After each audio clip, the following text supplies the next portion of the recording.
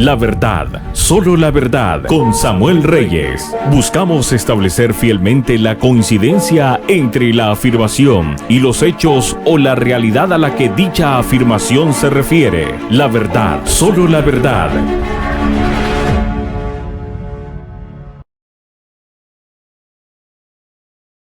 Bien, de más está decir que es un placer para nosotros estar nueva vez en este su programa, La Verdad, solo la verdad, con Samuel Reyes. Estamos fuera de estudio en esta ocasión, pero de todas maneras vamos a tener un programa muy interesante con todo lo que vamos a estar compartiendo con ustedes. Tenemos una entrevista con el licenciado Luis Fernando Arias, quien fue candidato a senador en las pasadas elecciones congresionales de Colombia. Asimismo es del mismo partido de John Milton Rodríguez, quien fue candidato presidencial en las elecciones allá en Colombia, que tuvo una destacada participación, quedando en quinto lugar. Y veremos por qué sucedió esto y también la interesante perspectiva que podemos tener nosotros acerca de cómo organizar las elecciones, cómo cambiar el proceso electoral aún en nuestro país, porque creemos que podemos mejorarlo. Hemos visto como en Chile también hay un novedoso sistema electoral y por qué no podemos aprender de otros países para que podamos tener una mejor participación de aquellas personas, aquellos ciudadanos que no tienen ese caudal de dinero como tienen algunos, que son hasta candidatos porque tienen recursos que son de lavado de dinero, de procedimiento ilícito, y pues pueden acceder a una posición congresional porque sencillamente tienen dinero. Así es que no se pierda esa entrevista porque yo le hago preguntas puntuales a Luis Fernando Arias en relación a ese aspecto y a otros aspectos que tienen que ver con la cosmovisión que debe tener un cristiano en cuanto a la política y ciertos temas que nosotros no sabemos, que van en contra de la palabra de Dios y que la perspectiva, la alternativa cristiana es mucho mejor. La verdad, solo la verdad, con Samuel Reyes.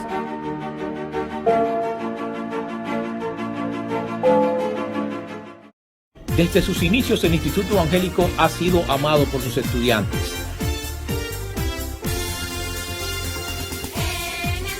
Me encanta, egresada de esta hermosa familia, desde el párvulo hasta cuarto de bachiller. Me encanta esto que están haciendo.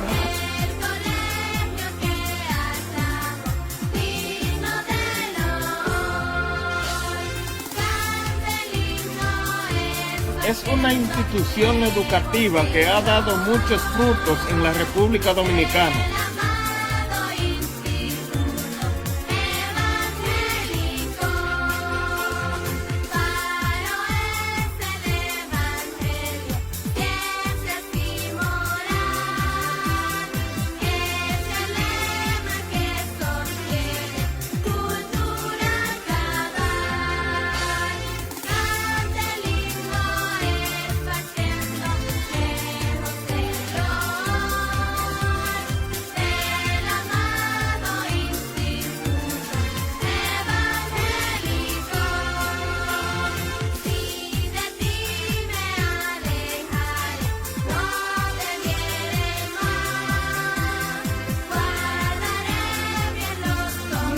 En este colegio, todo aquí está súper bien. Instituto Evangélico, Avenida Juan Pablo Duarte 110, Santiago. Teléfono 809-582-2473. La verdad, solo la verdad.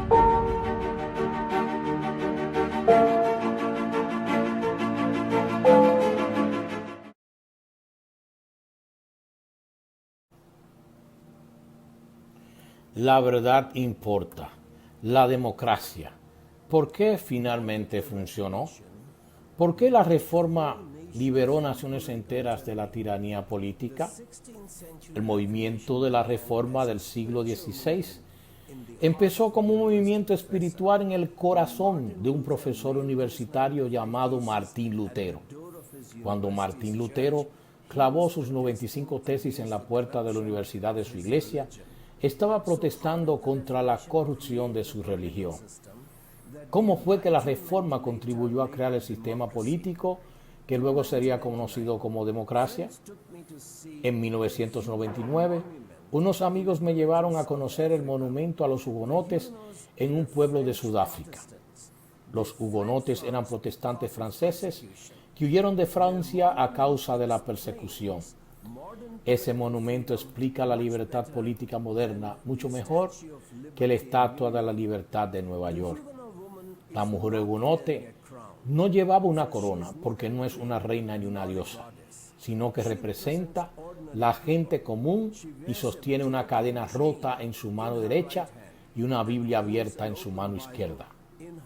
Porque esta mujer europea del siglo XVI sostiene una Biblia en vez de la República de Platón o la Ética de Aristóteles. Los musulmanes y los europeos estudiaron los clásicos griegos durante siglos y sin embargo seguían siendo gobernados por tiranos. Una mujer francesa, agarrando una Biblia en su idioma, podía ser quemada viva en la hoguera. Por eso, los tiranos tenían buenas razones para temer a la Biblia. Ella representaba un Dios que liberó a los hebreos de la esclavitud de Faraón. Entonces, ¿por qué esta mujer tenía una Biblia? Porque fue la Biblia la que desencadenó la búsqueda moderna de la libertad. Martín Lutero fue el primero que escribió un tratado sobre la libertad cristiana en 1520. El monumento honra la cruz en la parte superior porque fue la cruz la que les dio a los protestantes franceses fuerza en el sufrimiento, el exilio y hasta para soportar el martirio en su búsqueda de la libertad. El estar familiarizados con los clásicos griegos y romanos no les dio a los asesinos de los hugonotes ninguna noción de la libertad de conciencia o la libertad de creencia. No tenían concepto de libertad de expresión ni de reunión tampoco. Nadie en Europa tenía derecho a la vida ni a la libertad. La democracia en las ciudades-estados griegos nunca duró más que unas cuantas décadas. Siempre caía en las manos de un grupo mafioso. Platón experimentó la democracia griega como el caos social que asesinó a su mentor Sócrates. Por eso, condenó la democracia como el peor de todos los sistemas políticos y propugnó por un rey filósofo.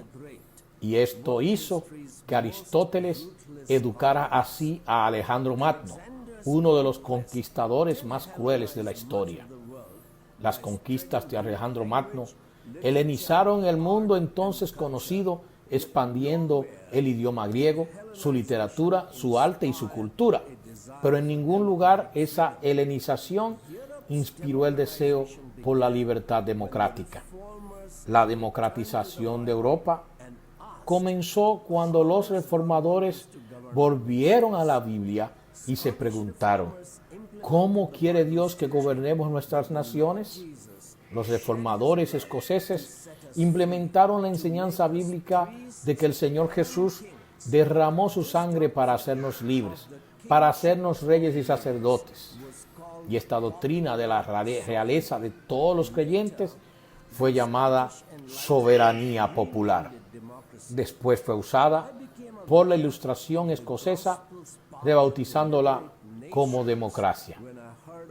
Me di cuenta de ese poder del Evangelio para liberar naciones cuando el primer ministro de la India, Pandit Jawaharlal Nehru, comenzó su gobierno diciendo: conciudadanos, vengo a ustedes como su principal servidor, porque esto es lo que literalmente significa ser primer ministro. Me sorprendió mucho porque ningún gobernante en la larga historia de la India se había visto a sí mismo como un servidor. Pandit Nehru hizo eso porque había estudiado el pensamiento político bíblico en la Gran Bretaña. El Evangelio es que Jesús es el Señor. Su dominio suprime el dominio del hombre. El mismo Señor Jesús lavó los pies de sus discípulos y les enseñó: El que quiera ser el primero entre ustedes será su servidor, porque el Hijo del Hombre no vino para ser servido, sino para servir. En Gran Bretaña, el Evangelio hizo del primer ministro un primer sirviente, alguien más importante que un mismo rey.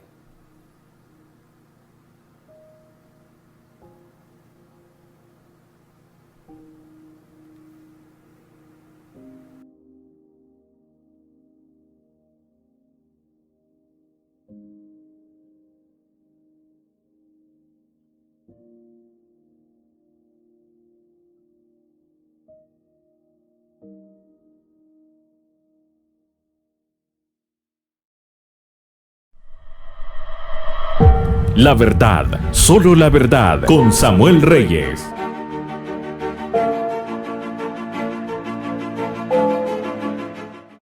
Desde sus inicios, el Instituto Evangélico ha sido amado por sus estudiantes. Me encanta, egresada de esta hermosa familia, desde el párvulo hasta cuarto de bachiller. Me encanta esto que están haciendo.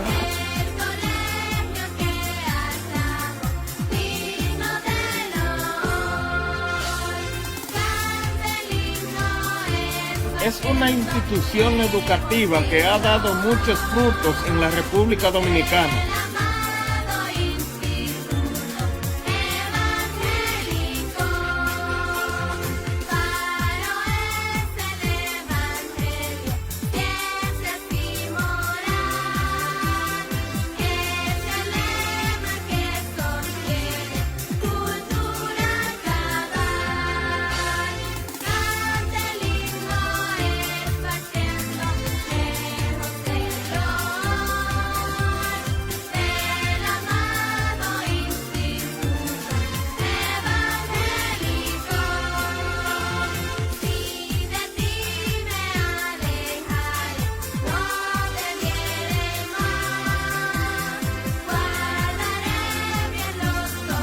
Nueva en este colegio. Todo aquí está súper bien. Instituto Evangélico, Avenida Juan Pablo Duarte, 110, Santiago. Teléfono 809-582-2473. La verdad, solo la verdad.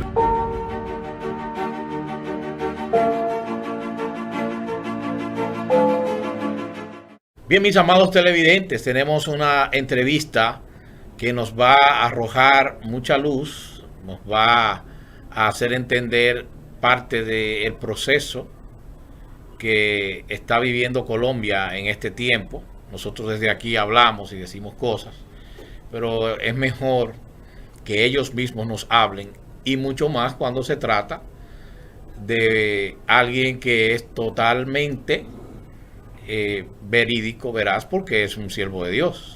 Es Luis Fernando Arias.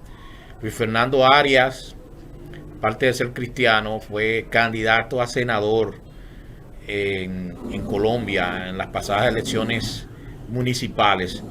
Bienvenido, hermano Luis Fernando Arias. Háblenos de eso, háblenos de su candidatura, háblenos de qué partido es usted y cómo usted llegó entonces a tomar esa decisión. Bueno, un cordial saludo a todos los televidentes de La Verdad, solo la verdad. Y gracias, Samuel, por permitirme este espacio para compartir y dialogar sobre lo que estamos viviendo en esta temporada en Colombia, que son épocas de elecciones. En el mes de marzo marzo 29, tuvimos las elecciones para lo que se considera el Senado, que está compuesto por la parte alta y la parte baja, que es Senado y Cámara. Luis Fernando Arias es un líder cristiano, hace parte de una organización que se llama la Iglesia Comunidad Cristiana de Fe, con más o menos 80 iglesias en Colombia y otras 12 en el extranjero, en 12 naciones. Luis Fernando Arias ha trabajado en los últimos 10 años con organizaciones que defienden la vida, la familia y las libertades, con organizaciones que tienen que ver con la formación, con organizaciones que tienen que ver para que las verdades judio-cristianas, que son verdades que le han dado forma al mundo, aquellas que las han adoptado, pues desde su tradición y desde sus verdades, que han sido verdades absolutas y totales, le han dado forma a las naciones para su libertad y su prosperidad. El 29 de marzo estuve en la lista al Senado por un partido que se llama Colombia Justa Libres. Es un partido nuevo, de hace 4 años se estructuró, y este año volvimos a los comicios electorales en una coalición con otro partido que se llama el MIRA. Logramos sacar 4 senadores en la coalición, de los cuales uno hizo parte de nuestro partido, que fue la doctora Lorena Ríos. Yo saqué 13,000 votos en esta contienda, no alcanzamos, pero seguimos construyendo país, seguimos construyendo patria y creyendo. Bueno, acabamos de terminar la primera vuelta presidencial, tuvimos un candidato que personalmente apoyé, respaldé, y fue el senador John Milton Rodríguez, junto con la candidata a la vicepresidencia Sandra de las Lajas. Se lograron sacar 274,000 votos el domingo pasado. Fue la primera experiencia como partido que se tuvo con esa candidatura. Sabemos que, pues de pronto ustedes ya lo han escuchado por los medios, esta contienda arrojó 2 candidatos que pasaron a la segunda vuelta, Gustavo Petro, y el ingeniero Rodolfo Hernández. Perfecto. Antes de hablar de esos 2 candidatos, vamos a mantener en vilo a los televidentes. Pero quisiera en un punto específico, porque yo soy muy crítico del proceso electoral en nuestro país. Ahí sí no soy dominicano y no me gusta para nada el proceso electoral dominicano. Y empezando porque en nuestros colegios electorales o mesas electorales hay una cantidad enorme de personas, parece un mercado público, en donde cada partido tiene delegados, subdelegados, tiene supervisor, supervisor de mesa, supervisor de centro, supervisor, y entran ahí cantidad de gente con letreros, con la imagen de los candidatos, con los emblemas de los partidos, con mucho dinero, y los reparten ahí. Entonces, para mí eso es nefasto. No entiendo cómo podemos hablar de democracia cuando a mí mismo me han dicho que se reparten sacos de dinero en las afueras de los colegios electorales y nunca nadie ve nada y nunca nadie dice nada, y todo el mundo sabe que hay picapollos y hay botellas de ron en cantidad que se consumen en ese día a costa de esos votos que son vendidos. Entonces yo quisiera que usted me hablara, porque yo quiero decirle, hermano Luis Fernando, que este pasado domingo yo estuve viendo todo el proceso electoral desde las 8 de la mañana hasta las 6:30 de la tarde, donde ya se sabía los resultados finales de la votación allá. Entonces yo pude ver que en las mesas electorales no existe esa cantidad de gente. ¿Cuánta gente lo compone una mesa electoral? Yo le voy a ir preguntando cosas, porque eso es lo que yo deseo. Además de que vamos a hablar de lo que usted estaba hablando, de los resultados de las elecciones, pero yo quiero ver ese proceso, cómo se conforma una mesa electoral y qué representación tienen los partidos ahí en esa mesa. Empecemos por lo grande. El día de elecciones, nuestras elecciones empiezan desde las 8 de la mañana hasta las 4 de la tarde. Ese día, anticipadamente se ha organizado la registraduría, que es el órgano de dirección logística o operativa, tiene un software que es donde se transmiten los resultados. Esa mesa, que es donde la gente va a sufragar, donde deposita su voto, está compuesta por más o menos de 5 a 7 personas. Esas 5 o 7 personas deben salir de 3 o 4 grupos. Un primer grupo son los empleados del Estado, 2, las empresas privadas, 3, las universidades. Universidades este año, desde hace 2 años, se han incluido a los universitarios como testigos también.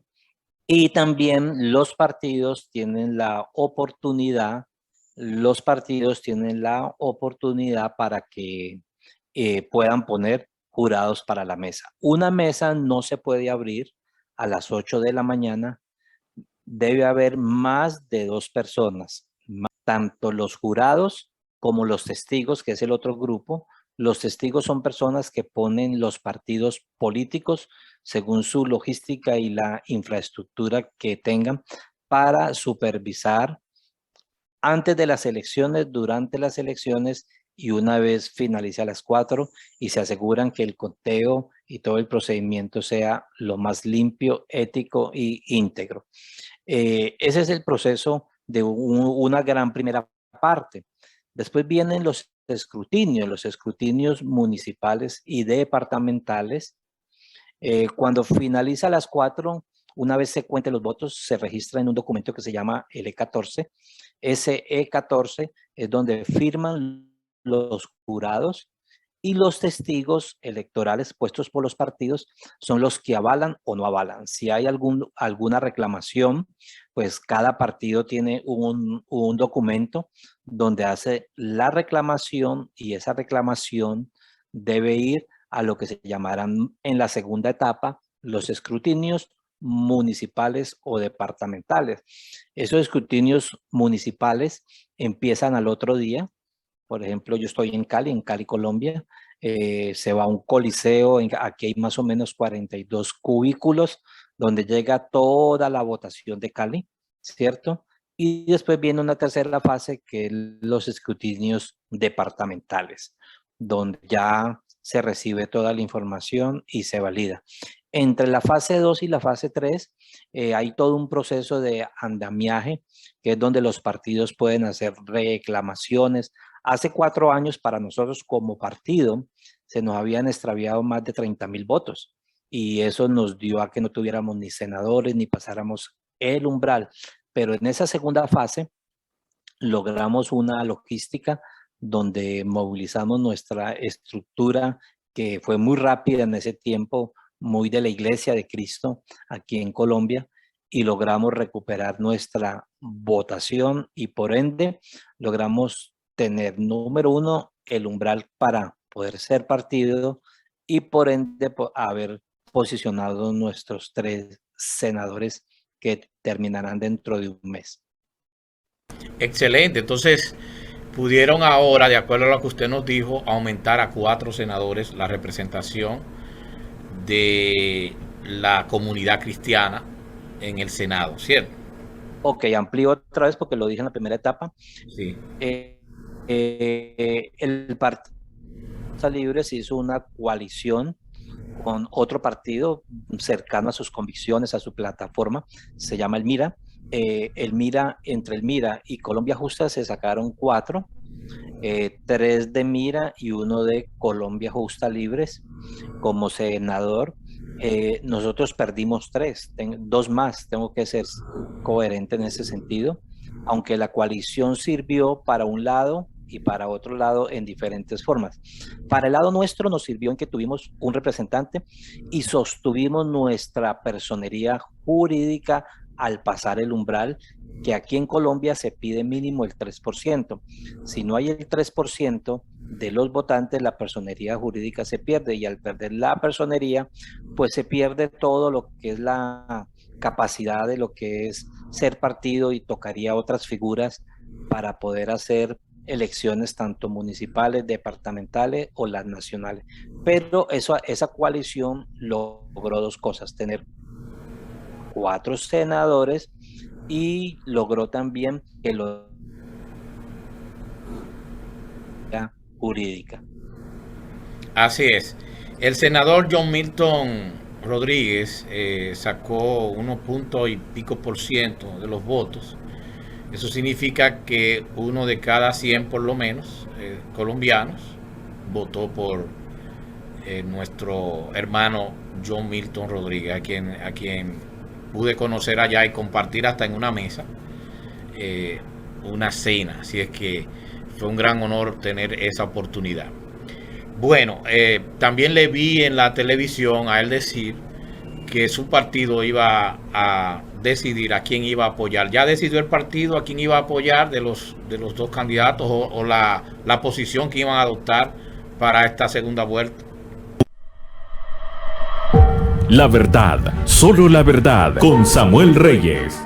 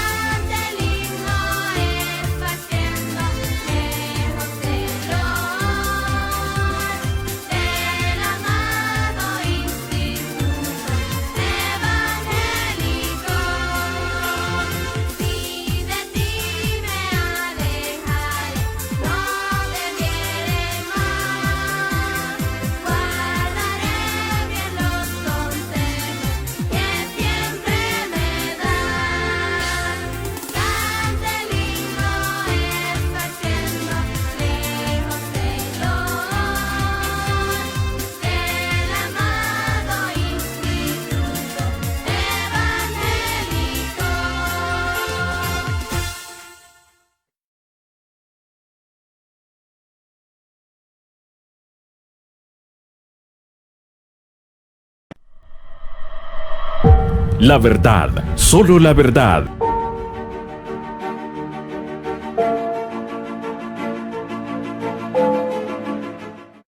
Bueno, también le vi en la televisión a él decir que su partido iba a decidir a quién iba a apoyar. ¿Ya decidió el partido a quién iba a apoyar de los dos candidatos o la posición que iban a adoptar para esta segunda vuelta? Bueno, se ha llamado a una reflexión al interior del partido. El partido está pasando algunas etapas desde el último año, empezando desde la convención que se dio el año pasado. Yo fui convencionista, donde se eligió nuevo consejo directivo, nuevo presidente y también se eligió el candidato presidencial. Hubo algunas impugnaciones hacia esa convención. Entonces, si ustedes han escuchado, la candidatura del senador, pues tuvo como todo un proceso hasta que el Consejo Nacional Electoral decidió que esa candidatura era viable. Entonces, como partido no se ha logrado todavía tener un consenso, no se ha podido hacer. Creo que estamos en una decisión de dos líderes que van a la candidatura que se parecen mucho en una posición política con respecto al progresismo. El uno y el otro, cuando uno mira sus plataformas, uno ve que se encuentra mucho de esa parte.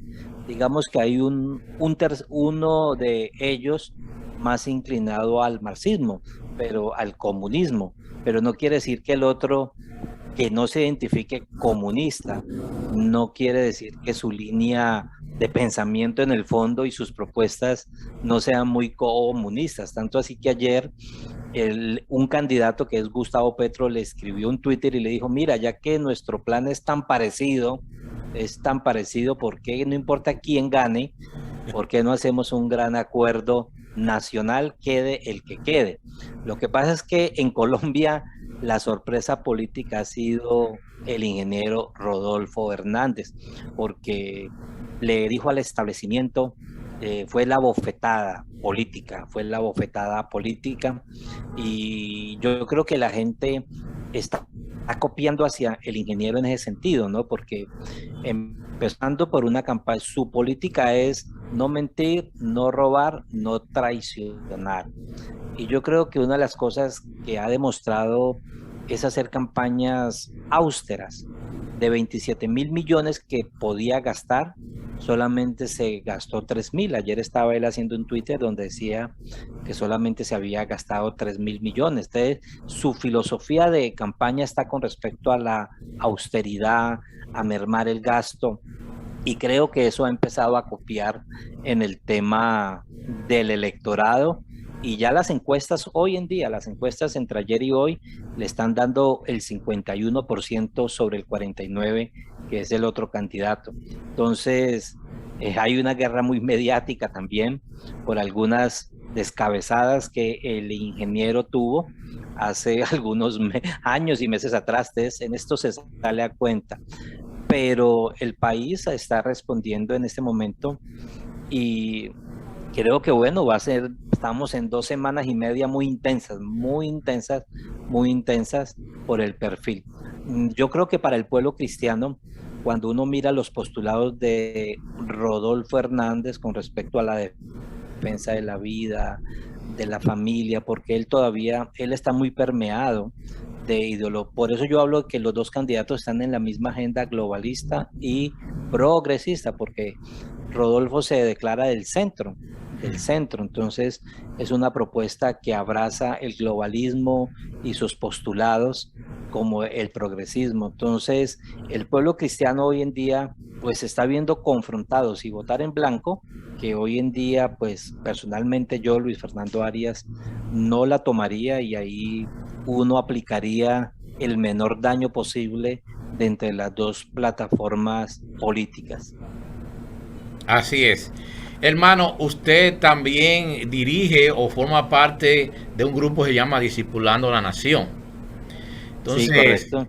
Quisiera que antes de concluir nuestra entrevista, usted nos explicara precisamente por qué nosotros los cristianos no podemos estar apoyando temas como redistribución de la riqueza. Algo tan sencillo, pero que hay mucha gente que lo apoya. Es lo que se ha estado viviendo aquí desde hace décadas, redistribución de la riqueza, y todo el mundo aparenta estar de acuerdo con eso, pero realmente cuando lo contrastamos con lo bíblico, realmente eso no es lo que establece la palabra de Dios. ¿Qué usted nos puede decir sobre eso? Ok, buena pregunta, excelente. Bueno, lo primero es que Discipulando la Nación ha sido una iniciativa que nace desde la Iglesia Cristiana. Yo he sido uno de los facilitadores nacionales, coordinador de varias organizaciones que han venido a nuestra nación, como una Alianza para el Discipulado de las Naciones, donde está Darron Miller, Bob Moffitt, Scott Allen.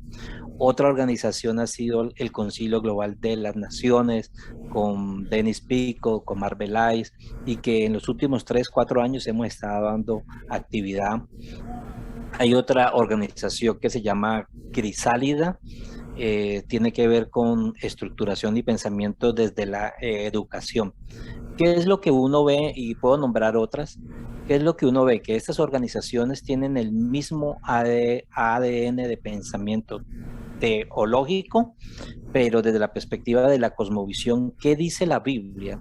El libro que le ha dado forma al mundo con respecto a la vida, al individuo, a la familia, al gobierno civil, que hemos estado tan escasos. Una de las grandes cosas que hemos reconocido en los últimos años es que hemos estado muy escasos en el entendimiento del mandato cultural. Entonces, desde esa perspectiva, en los últimos años hemos estado capacitando, facilitando, coordinando a estas organizaciones y a estas personas que han hablado a la nación y le han traído un entendimiento. Uno de los principios o postulados que tiene que ver es el postulado ¿qué dice la Biblia sobre la economía? Dentro de economía y gobierno civil. Tengo un libro aquí, tengo 3. Uno aquí, que justo estoy haciendo pues un estudio. Uno es la República Hebrea, que lo recomiendo a los oyentes, a los televidentes, la estructura orgánica del Estado hebreo. Uno sabe que Dios nos entregó un modelo y dentro de ese modelo que es la nación hebrea, hay muchos principios y valores que la reforma protestante nos entrega y nos da para construir naciones libres, justas y prósperas. Hay un libro que se llama Hombre Libre, Mercado Libre. Cuando uno ve gobierno y ve economía, pues uno ve unas líneas de pensamiento, tanto para el individuo, para la familia, pero que también trascienden en la palabra oikos. La palabra oikos es la misma raíz para oikos, los de la casa, pero es la misma raíz para economía o economía, y es la misma palabra para ecología. Entonces, la Biblia es un libro que habla sobre la administración desde la casa en común, como hoy en día se le llama, que es la tierra, la sabia administración, pero también necesitamos entender los principios de economía de libre mercado, y uno puede decir que la Biblia nos da un patrón o nos da un modelo dentro de la estructura política de lo que tiene que ver con el libre mercado, ¿cierto? Esa capacidad de la individualidad, esa capacidad de la administración y de la mayordomía. Una de las cosas que necesitamos entender es que el gran enemigo, y es este libro, se llama El Gobierno, el Todopoderoso, y es creer que el gobierno es el amo y es el Señor, que es el único capaz de poder incidir en la vida de los individuos y de la familia. Y esto es lo que hemos estado viendo, una política desde el socialismo, donde lo único que creemos es que el gobierno tiene la capacidad de administrar y de distribuir. Cuando uno ve la individualidad y el empoderamiento que Dios mismo faculta al individuo y a la familia para crear riquezas. Si hoy le entregáramos 100,000 pesos a 10 personas, mañana esas 100 personas no tendrían los mismos 100,000. Algunos la habrán metido al banco, algunos se las habrán gastado, algunos habrán montado un negocio, y en la diversidad y la capacidad de cada uno, esa redistribución de esos 100,000 para todos el día de mañana o de pasado mañana no sería el mismo. Entonces creo que estamos entre una batalla que hoy en día es global, y es que siempre ha estado, y es la idolatría hacia el Estado, el creer que el Estado es el todo suficiente, y por eso la gran batalla es que el Estado tome jurisdicción entregada y dada por Dios. Por eso Discipulando a la Nación ha sido una de las plataformas, y puedo decir que hay otras organizaciones también que han estado en nuestra nación instruyendo, pero siempre que hemos estado como tratando de articularnos. Ahora que tú estuviste en Cali, nos reunimos más de 4 organizaciones y quedamos en un acuerdo de hacer para el 2023 un gran congreso de cosmovisión, porque estamos aliados y unidos en la misma mente, en pensamiento. De pronto en aplicación diferimos algunas cosas, pero yo creo que eso es lo que hace que el pueblo cristiano salga a votar libremente bajo una estructura de pensamiento desde la perspectiva judio-cristiana. Entonces, la redistribución es un modelo socialista, mientras que el modelo capitalista, no estoy hablando del modelo depravador, hablo del modelo que instruye, capacita, empodera para que las personas puedan desarrollar desde la innovación, desde el contexto de ser creado a su imagen y semejanza, puedan desarrollar una estructura de economía para el individuo y para la familia.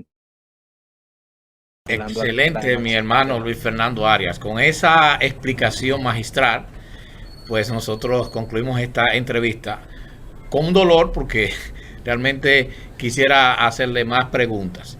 Muy amable, hermano, agradecemos este tiempo, y también con el poco tiempo que le solicitamos el que estuviera con nosotros en esta entrevista. Por favor, esté con nosotros en otra ocasión, y ya veremos cómo las cosas allá se desenvuelven en Colombia, que oramos que todo obre para bien, como dice la palabra de Dios.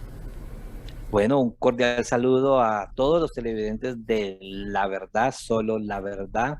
Como sabemos, hoy estamos en una batalla, es una batalla por la verdad total, absoluta y completa, y la iglesia es columna y baluarte de la verdad.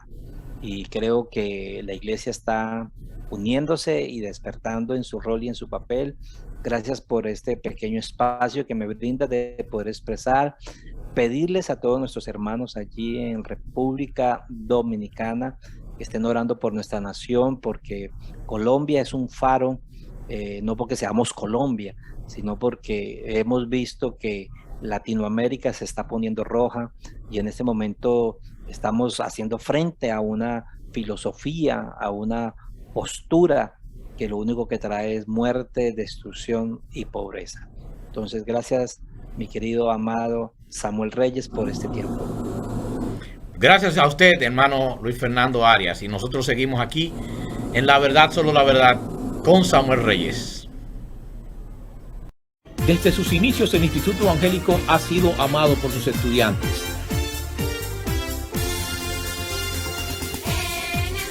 Me encanta, egresada de esta hermosa familia, desde el párvulo hasta cuarto de bachiller. Me encanta esto que están haciendo.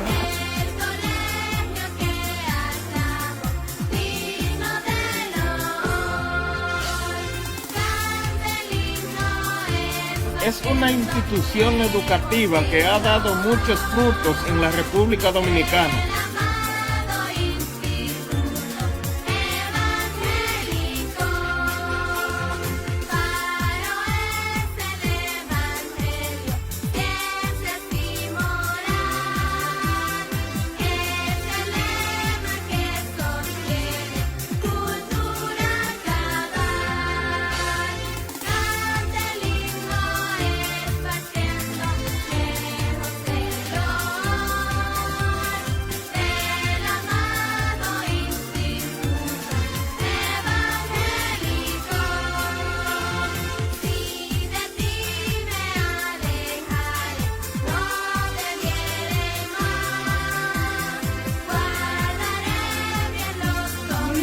En este colegio, todo aquí está súper bien.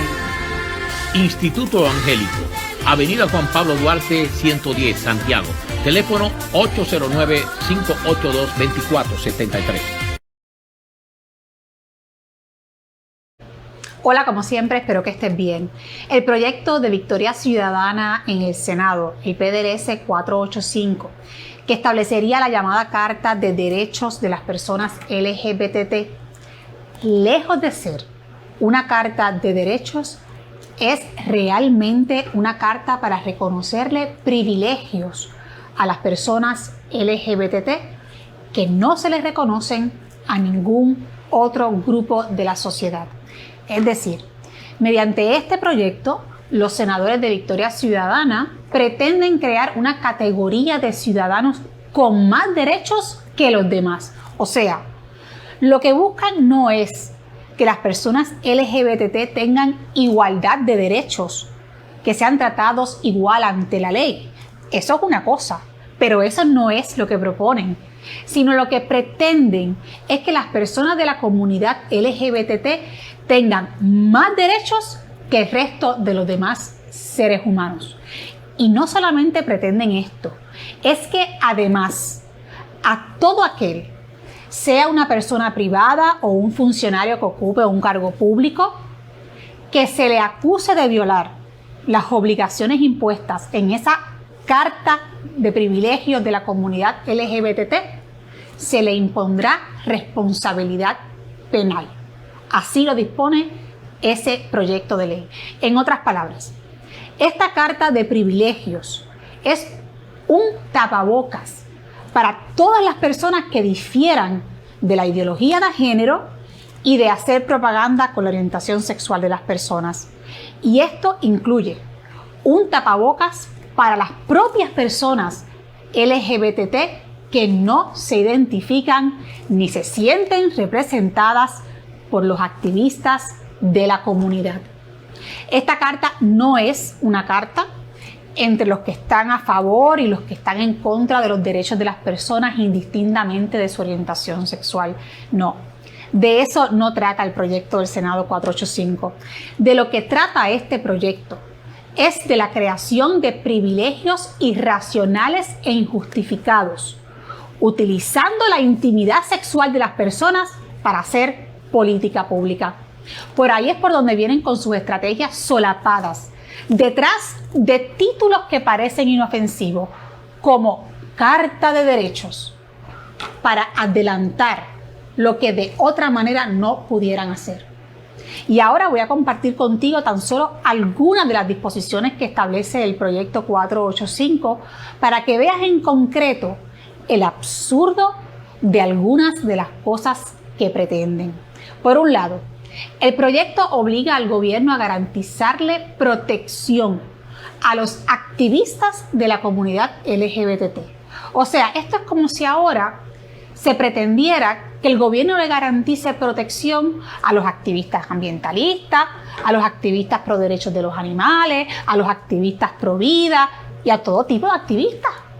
Pues los senadores de Victoria Ciudadana pretenden que a los activistas de la comunidad LGBT el gobierno los privilegie, garantizándoles a ellos protección por sus luchas a favor de sus ideales.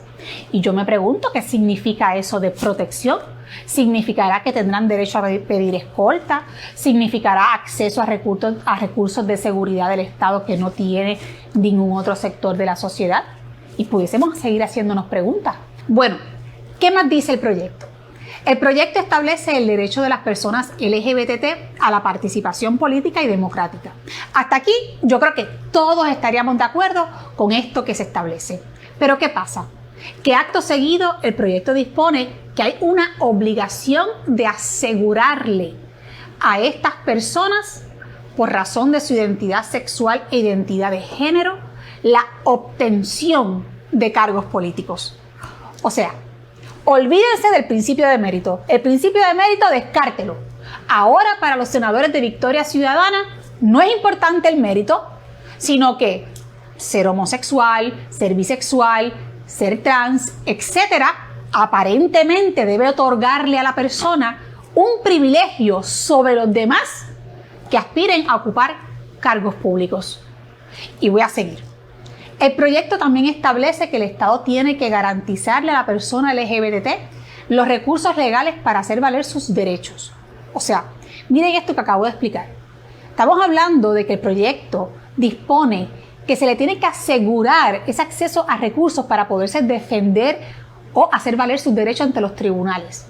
En otras palabras, ahora también las personas LGBT deben ser privilegiadas, según este proyecto, ante sus reclamos legales sobre otros grupos de la sociedad. Estamos hablando privilegiados por encima de los padres con niños de educación especial, por encima de los reclamos de los envejecientes, por encima de los reclamos de las mujeres embarazadas, por encima de los reclamos de los sordos, por encima de los reclamos de cualquier otro sector y grupo de la sociedad. Como he dicho, aparentemente para algunos el acceso a la justicia de las personas LGBT es de una jerarquía aparentemente mayor que el de otras personas y sectores sociales. En otras palabras, los que hablan de equidad y de igualdad están promoviendo la inequidad y la desigualdad, utilizando la intimidad sexual de las personas para adelantar políticas públicas que privilegien y beneficien irrazonablemente a unas personas sobre otras. Por otra parte, el proyecto establece el derecho de las personas LGBT a formar una familia, y cito, en cualquiera de sus posibles manifestaciones. Cierro la cita. ¿Qué significa eso? ¿Qué significa tener derecho a formar una familia en cualquiera de sus posibles manifestaciones? Porque si es en cualquiera de sus posibles manifestaciones, pues eso significa cualquier tipo de relación, y todo tipo de relación puede incluir la poligamia, el incesto y lo que sea que a la persona se le ocurra, porque dice cualquier tipo o cualquier relación en cualquier forma o manifestación. También el proyecto impone la educación con perspectiva de género de forma solapada. No la pudieron imponer a través del Departamento de Educación, pues por aquí va, entrando por la puerta de atrás, sigilosamente, sin respetar la voluntad democrática de este pueblo que se ha expresado constantemente y contundentemente en contra de la imposición de la ideología de género a través del sistema de educación del país. Entonces, el proyecto establece, por otro lado, un sinnúmero de definiciones de la jerga ideológica del género y entre ellas, porque son varias, yo solamente les estoy hablando de una, define el concepto homofobia y lo define como rechazo, discriminación, invisibilización, burlas y otras formas de violencia. O sea, que está diciendo que rechazar e invisibilizar es violencia, basadas, según dice la definición, en prejuicios, estereotipos y estigmas hacia la homosexualidad o hacia las personas con orientación sexual homosexual o que son percibidas como tales. Y vamos por parte, porque creo que esto es importante. Esta carta de privilegios a la comunidad LGBT, que de ser violada conllevaría consecuencias penales, como establece el propio documento, te cataloga a ti y a cualquiera de nosotros como homofóbicos si alegadamente incurrimos en rechazar e invisibilizar a una persona por su orientación sexual, homosexual o por estigmas hacia la homosexualidad, lo que sea que eso signifique. O sea, esto quiere decir que de entrada usted no puede tener, según esta carta de privilegios, usted no puede tener una ética sexual distinta a la ética sexual de la diversidad sexual. Según este proyecto, no se respeta la diversidad cuando se trata de las ideas, de la diversidad de valores, de la diversidad de estilos de vida sexuales distintos a los que promueve el lobby LGBT. Fíjense, los que hablan de diversidad no respetan que otros piensen distinto a ellos en materia de sexualidad. Hasta ahí llega su discurso de alegado respeto a la diversidad humana. Entonces, ¿qué significa rechazar? Si tú difieres de la ética sexual y el estilo de vida sexual de una persona LGBT, ¿eso quiere decir que lo rechazas? ¿O eso quiere decir que piensan distinto? ¿Hasta dónde va a llegar el alcance del concepto rechazo en esa medida? ¿Te van a poder acusar de homofóbico, de homofobia, porque no piensas, ni validas, ni promueves la diversidad sexual? ¿Y qué significa invisibilizar? Significa que si usted no utiliza las palabras inventadas como por ejemplo todes, la palabra inventada ellas y así por el estilo, lo podrán acusar de invisibilizar a la persona LGBT. Esto implica que para no ser acusado de invisibilizar y por lo tanto de homofobia y por lo tanto de un acto violento, a usted le van a imponer hablar de una manera particular e ideológicamente fabricada. Esto que les comparto es tan solo algunos de los asuntos que comprende este proyecto del Senado 485. Y esto que les comparto es muy serio, porque aquí se está jugando con la sensibilidad de las personas que realmente creen en la igualdad ante la ley y en el trato digno entre todos los seres humanos, indistintamente de su orientación e identidad sexual. Y cuando ven el título Carta de Derechos de las Personas LGBT, piensan que se trata de algo noble, pero de eso no trata el proyecto 485, que lo que sí pretende es privilegiar a unos y criminalizar a otros. Definitivamente, esta no es la ruta para la construcción de un país donde se respete la pluralidad y se fomente la armonía en la diversidad. Como siempre, los mantendré informados sobre los trámites legislativos de esta y otras medidas, así que mantente conectado a mis redes sociales. La verdad, solo la verdad, con Samuel Reyes. Buscamos establecer fielmente la coincidencia entre la afirmación y los hechos o la realidad a la que dicha afirmación se refiere. La verdad, solo la verdad.